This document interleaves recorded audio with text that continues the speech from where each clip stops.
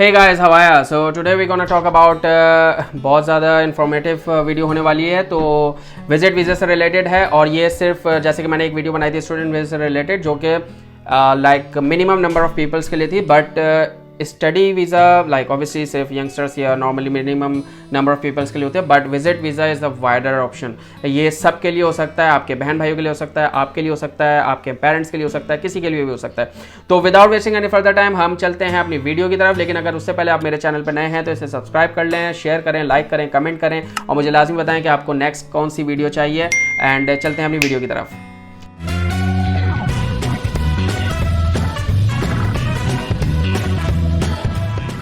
Okay guys, तो हम लोग जल्दी से स्टार्ट करते हैं, कोई हम लोग टाइम वेस्ट नहीं करेंगे यहाँ पर। नाउ आप यहाँ पर आ जाएंगे गूगल पे आने के बाद आपने क्या करना है, इमी लिखना है, इमी लॉगिन लिखना है, IMMI log in, and then उसको यहाँ पे आके आपने क्लिक करना है। यहाँ पे आपने अपनी साइन अप कर लेना है, जैसे कि मैंने अपनी वीडियो में भी बताया था। इमी अकाउंट पर आपने इमी अकाउंट बना लेना है एंड देन उसको साइन अप करना है। मेरा साइन अप हुआ हुआ है, मैं इसको लॉग इन करूँगा, आप इसे साइन अप करेंगे, देन कंटिन्यू। तो अभी मैं ये दिखा देता हूँ, मैंने रिसेंटली अपने पेरेंट्स का वीज़ा अप्लाई किया था। Oh shit, no not this one. Okay, ये मेरे पेरेंट्स का वीज़ा था। लास्ट 18 Jan 2023 को ये मुझे ग्रांट हुआ है और मैंने सबमिट किया था 22 नवंबर। तो 22 नवंबर, 22 दिसंबर, 22 जनवरी, विद इन 2 मंथ्स मेरे पेरेंट्स का विजिट वीज़ा आ गया था। तो आपका भी होपफुली आ जाएगा। तो अब आपने करना क्या है, आपने करना है न्यू एप्लीकेशन। न्यू एप्लीकेशन में आगे आपने सेलेक्ट करना है विजिटर के अंदर आपने आके सिलेक्ट करना है विजिटर वीज़ा 600। ये नॉर्मली होता है 3 मंथ से लेके अप टू 12 मंथ्स तक का, डिपेंड करता है कि आपने कितना लंबा अप्लाई करना है। टर्म्स एंड कंडीशन आपने यहाँ पे पढ़ लेनी है, उसके बाद आपने इसको सिंपली नेक्स्ट करना है। ओह सॉरी, इसको I have read and agree और रीड करने के बाद आपने इसको नेक्स्ट करना है। नेक्स्ट करने के बाद करंट लोकेशन आपने बता देनी है। Is the applicant currently outside Australia, yes करना है। उसके बाद करंट लोकेशन आपने लेट से इंडिया लिख देनी है। इंडिया के बाद मैं लेट से पाकिस्तान लेता हूँ, पाकिस्तान। लीगल स्टेटस वहाँ पे मेरा सिटीजनशिप है, सिटीजन कर दी, मेरा नहीं, जो भी अप्लाई कर रहा है। ओके, उसके बाद आपने कौन सी स्ट्रीम में डालना है, अब ये डिपेंड करता है। फैमिली स्पॉन्सर्ड भी होता है, टूरिस्ट भी होता है। नॉर्मली अगर आप बिल्कुल कोई नहीं है आपका ऑस्ट्रेलिया में, या कोई है भी वो परमानेंट नहीं है, तो आपने सिंपली टूरिस्ट स्ट्रीम को सिलेक्ट करना है। टूरिस्ट स्ट्रीम पे आ गए। उसके बाद list all reason for visiting Australia, यहाँ पर आपने अपने रीजन देने के क्यों आ रहे हैं। तो टूरिज्म, सिंपली फैमिली विजिट भी हो सकता है, स्टडी भी हो सकता है, बट नॉर्मली टूरिस्ट वीज़ा है तो आप टूरिज्म डालेंगे। Give details of any significant incident, जैसे मैंने अपने पेरेंट्स के लिए डाला था to attend our grandson first birthday.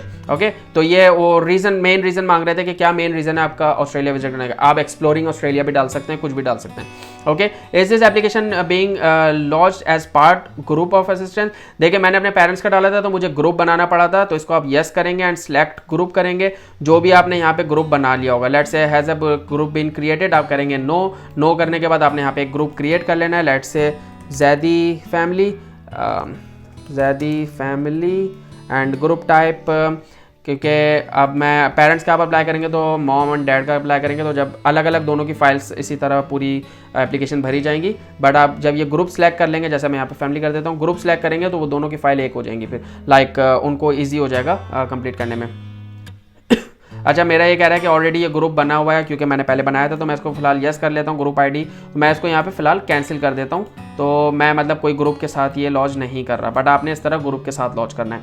Okay, तो is this application being launched as part of group, no, मैं इसको नो कर रहा हूँ, आपने यस करना है। ओके, अगर आपके कोई 2-3 बंदे हैं या मॉम एंड डैड हैं, अगर आप खुद अकेले हैं तो आप अकेले आ रहे हैं तो कोई ज़रूरत नहीं है लॉन्च करने की ग्रुप को। ओके, स्पेशल, अच्छा, is the applicant travelling as a representative of foreigner government, no, कोई फॉरेन गवर्नमेंट से रिप्रेजेंट नहीं कर रहे हैं हम लोग। उसके बाद आपने फैमिली नेम डाल देना है यहाँ पे, let's say Smith, given name आपने कर देना है जॉन। उसके बाद सेक्स कर देना है आपने मेल। उसके बाद आपने इसकी डेट ऑफ बर्थ, जो जनरल आपकी इन्फॉर्मेशन होती है, आपने वो इन्फॉर्मेशन यहाँ पे डाल देनी है। ओके, इसके बाद पासपोर्ट नंबर EX845। ओके, उसके बाद कंट्री ऑफ पाकिस्तान ले लेते हैं, nationality of Pakistan and nationality of passport holder. उसके बाद डेट ऑफ इशू आपने डाल देनी है इसकी, कोई मैं 4-5 साल पुरानी ले लेता हूँ, 2017 की लेट से ले लेता हूँ। एंड देन यहाँ पे इसको सेलेक्ट कर लिया। एक्सपायरी डेट लेट से मैं 2026 की कर देता हूँ। आपका passport more than 6 months valid होना चाहिए, तो लेट से मैंने यहाँ पर दोनों सेलेक्ट कर लिए। उसके बाद place of issue again Pakistan, Pakistan, shit, okay. And then इसके बाद it is strongly recommended that the passport be valid for at least 6 months, से उसने बता भी दिया है। ओके, नेशनल आइडेंटिटी कार्ड, आपका इंडिया में आधार कार्ड होता है, पाकिस्तान में एनआईसी होता है, तो इसको आपने यस करना है एंड देन यहाँ पे डिटेल्स डालनी है, बट मैं इसको नो कर रहा हूँ अभी फिलहाल के लिए, क्योंकि वरना मुझे डिटेल्स डालनी पड़ेंगी। पैसिफिक ऑस्ट्रेलिया कार्ड, ये नॉर्मली नहीं होता। प्लेस ऑफ बर्थ आपने क्या करना है, कराची, मेरा कराची है। Sindh city, state province Sindh है। बर्थ कंट्री पाकिस्तान है। रिलेशनशिप नेवर मैरिड, अगर आप मैरिड हैं तो आप मैरिड करेंगे, तो जो भी है वो आपने यहाँ पे देना है। अदर नेम से आपको कभी बुलाया जाता है तो आपने नो करना है। अगर बुलाए जाते हैं किसी और नाम से तो उसको आपको डॉक्यूमेंट्स प्रोवाइड करने पड़ेंगे, यस, एंड डिटेल्स देनी पड़ेंगी। Citizenship other than Pakistan, no. And is this applicant a citizen of any other country, no. Is this applicant currently stateless, no. मतलब आप क्या स्टेटलेस हैं, नहीं। द रिस्पॉन्स ऑफ और indicate that this applicant holds no citizen, oh wait, is this applicant a citizen of the selected country, yes, sorry, इसको yes करना है and then उसके बाद आगे is this applicant citizen of any other country, no. previously traveled to Australia, has the applicant previously traveled to Australia, अगर किया है तो yes, नहीं किया तो no. has this applicant previously applied for visa, आपने पहले कोई वीज़ा अप्लाई किया, अगर किया है तो yes, वरना no. Grant number, does the applicant have an Australian visa grant number, अगर आपका पहले वीज़ा ग्रांट हुआ तो उसका नंबर होगा, वो डालना है, अदरवाइज नो। अदर पासपोर्ट, कोई और पासपोर्ट है, अगर प्रीवियस कोई एक्सपायर्ड या कोई पासपोर्ट है, yes, otherwise no. Other identity documents, कोई और आइडेंटिटी डॉक्यूमेंट्स है, yes, otherwise no. Health examination, क्या आपने पिछले 12 महीने में हेल्थ एग्जामिनेशन करा ली है, अगर कराई है तो यस, नॉर्मली नहीं कराई होती, आपको वीज़े के एंड में जाके हैप आईडी मिलती है तो आप कराते हो। फिलहाल अभी इसको नो कर देंगे। ओके, अब हम आगे बढ़ते हैं। आगे इसने यहाँ पे सारी चीज़ें दे दी। जॉन स्मिथ नाम है, मेल है, ये डेट ऑफ बर्थ है, ये पासपोर्ट नंबर है। अब वो पूछा is this information above correct, आपने इसको यस कर देना है एंड देन नेक्स्ट। ओके, जल्दी जल्दी कंप्लीट कर रहा हूँ ताकि वीडियो बहुत ज़्यादा लंबी ना हो जाए। Okay, travelling companion, each person travelling to Australia must submit a separate visitor visa application. अब जैसे आपके मॉम एंड डैड हैं तो आपने अलग अलग करना है। Are there any other person travelling with applicant to Australia, simply आपने इसको नो कर देना है एंड देन आगे बढ़ जाना है। अगर येस तो ऑब्वियसली फिर वो आपको ग्रुप बनाना पड़ेगा। कंट्री ऑफ रेजिडेंस, आपका कंट्री ऑफ रेजिडेंस लेट से हमारा पाकिस्तानी है तो हमने इसको पाकिस्तान कर दिया। उसके बाद ऑफिस इस्लामाबाद में है हमारा, ये आपका जो एम्बेसी ऑफिस है ना वो आपने बताना है। अब इंडिया में पता नहीं दिल्ली में या कहाँ पर है। एंड देन आपका पाकिस्तान का एड्रेस, तो आपने कंट्री पाकिस्तान डाली, एड्रेस आपने let say R33 phase 1 Ghazi town Sindh, post code 75050 and then उसके बाद इमरजेंसी नंबर वगैरह आपने यहाँ पे डाल देना है। ईमेल यहाँ पे ऑलरेडी मेरा डाला हुआ है। Is the postal address the same as residential, yes. अगर डिफरेंट है तो आपने नो करके पोस्टल एड्रेस अलग से डालना है। Okay okay, does the applicant authorise another person, अगर आप किसी एजेंट या किसी और के बिहाफ पे कर रहे हैं तो आपने यहाँ पे सिलेक्ट करना है yes registered migration agent and उसकी डिटेल डालनी है। अगर आप खुद कर रहे हैं तो आपने इसको नो कर देना है सिंपली, वो खुद ही आपकी ईमेल सेलेक्ट कर लेगा कि आगे फर्दर जो भी क्रॉसपेंडेंस होंगी वो इस ईमेल पे होंगी जो कि आपकी ईमेल एड्रेस होगी। उसके बाद आपने नेक्स्ट कर लेना है इसको simply. And then non accompanying members of the family unit, कोई आपका फैमिली यूनिट लाइक अगर आप मैरिड हैं तो आपका कोई ऐसा फैमिली यूनिट है, आपका चाइल्ड है, स्पाउस है जो आपके साथ नहीं आ रहे ऑस्ट्रेलिया, आपने उसकी यहाँ डिटेल देनी है। अगर आप सिंगल हैं तो आप सिंपली इसको नो कर दें एंड देन आगे बढ़ जाएं।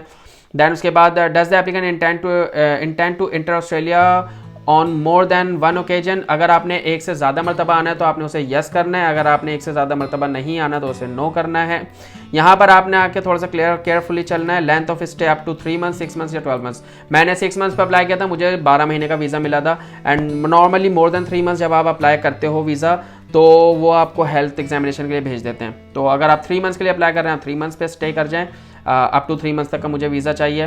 प्लान्ड अराइवल डेट आपने डाल देनी है कि लेट से मैं 28 फरवरी को आना चाह रहा हूँ। प्लान्ड डिपार्चर डेट आपने फेब से लेके मार्च अप्रैल तक चले जाना है। 14 अप्रैल को आप लेट से कह रहे हैं कि मैं वापसी चला जाऊँगा।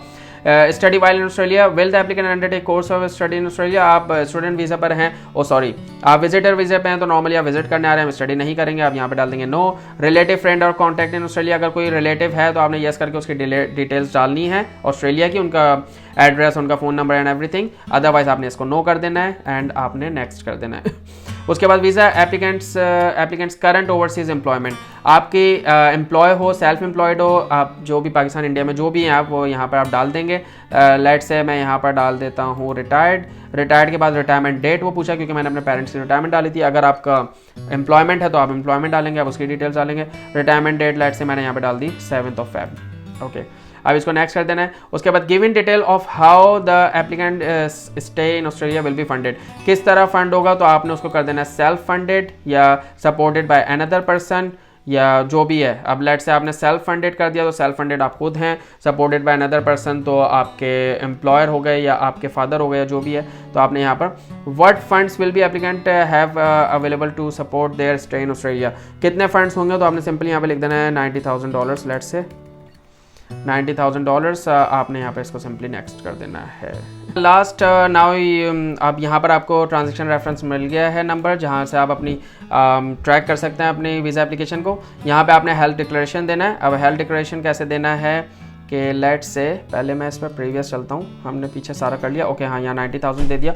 अब हम यहाँ पर हेल्थ डिक्लेरेशन दे रहे हैं। यहाँ पे in the last 5 years has applicant visited और lived outside their country of passport for more than 3 months। आप जैसे पाकिस्तान से अगर हैं तो आप क्या 5 साल में पीछे कोई ऐसी दूसरी कंट्री में रहे हैं मोर देन 3 months, तो आपने इसको नो कर देना है। अगर रहे हैं तो यस करेंगे। Does any applicant intend to enter hospital कैसे facility while in Australia, no.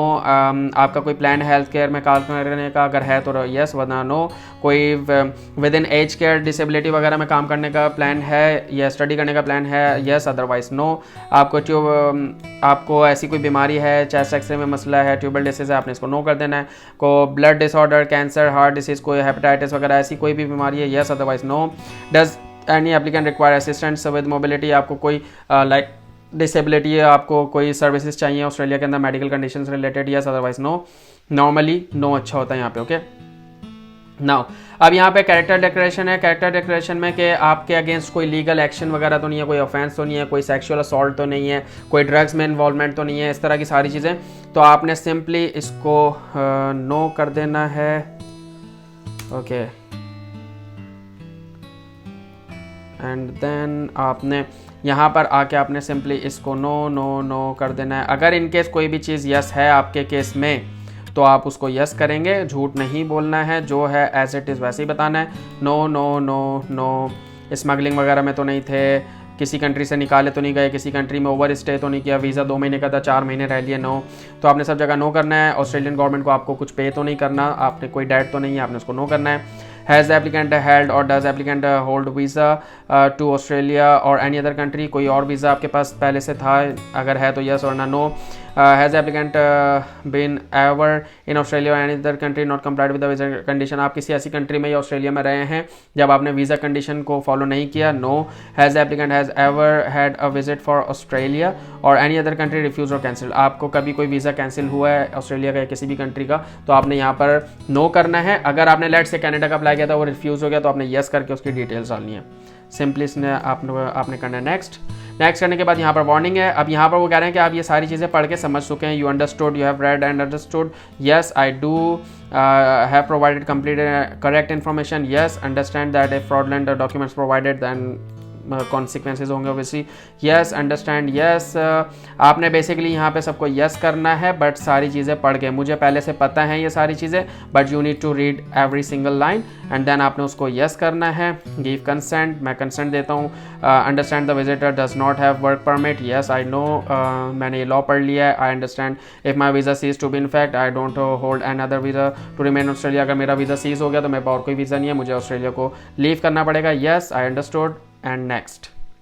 And then उसके बाद आप आ जाएंगे रिव्यू पेज पे। रिव्यू पेज पे आपने सारी एवरी सिंगल इन्फॉर्मेशन जो आपने पीछे पुट इन की है वो सारी यहाँ पर आ गई है, आपने इसको देखना है। और अगर इसमें कोई भी चेंजेस आपने करनी है तो पीछे जाके आप चेंजेस कर सकते हैं। यहाँ पर फिलहाल आपने पूरी एक दफ़ा देख ली, देखने के बाद आपने यस और नो अपना सब चेक कर लिया, उसके बाद आपने इसको नेक्स्ट कर देना है। नेक्स्ट करने के बाद आपके पास ये अटैचमेंट्स का पेज आ जाता है। यहाँ पे आपने अपने सारे अटैचमेंट्स लगाने के बाद आपने इसको नेक्स्ट करना है और पे कर देना है स्टूडेंट वीज़ा की, विजिटर वीज़ा की फ़ीस अराउंड मेरे ख्याल से $150 USD ऑस्ट्रेलियन डॉलर्स है, आपने उसे पे करना है। एंड फिलहाल जल्दी से मैं आपको डॉक्यूमेंट्स के बारे में बता देता हूँ। फोटोग्राफ लगेगी आपकी पासपोर्ट साइज, दैन उसके बाद ट्रैवल डॉक्यूमेंट आपका पासपोर्ट होता है, उसके बाद आपका evidence of applicants previous travel, अगर प्रीवियस ट्रैवल है तो उसका एविडेंस चाहिए वीज़ा वगैरह। एंड देन FRC आपके FRC लगेगी, फैमिली रजिस्ट्रेशन सर्टिफिकेट जो कि आपका नादरा वगैरह से निकलता है, evidence of plan tourism activities. अगर इसके बारे में आपने पता करना हो तो आप मुझसे कमेंट्स में पूछ सकते हैं, मैं आपको थोड़ा सा गाइड कर दूंगा।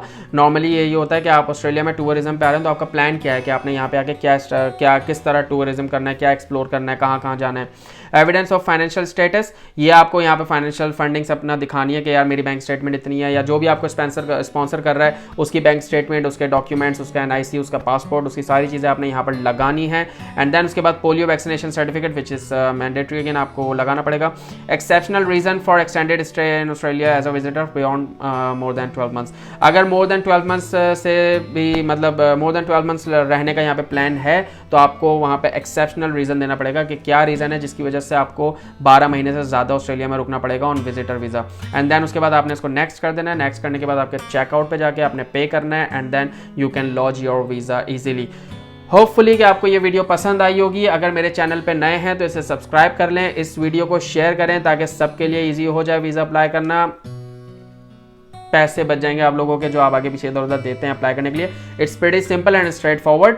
Again it's not a migration advice but ये बहुत सिंपल और जनरल चीज़ है, आप इसको अप्लाई कर सकते हैं। मैंने भी आपको दिखाया कि मैंने खुद अपने पेरेंट्स का अप्लाई किया था, विद इन 2 मंथ्स मेरे दोनों का वीज़ा आ गया है। तो होपफुली आप भी अप्लाई कर सकते हैं। मेरे चैनल को सब्सक्राइब करिएगा और इस वीडियो को शेयर करें ज़्यादा से ज़्यादा। एंड मिलता हूँ आपसे अगली वीडियो में, जब तक के लिए टाटा। खत्म, बाय बाय, टाटा, गुड बाय, गया।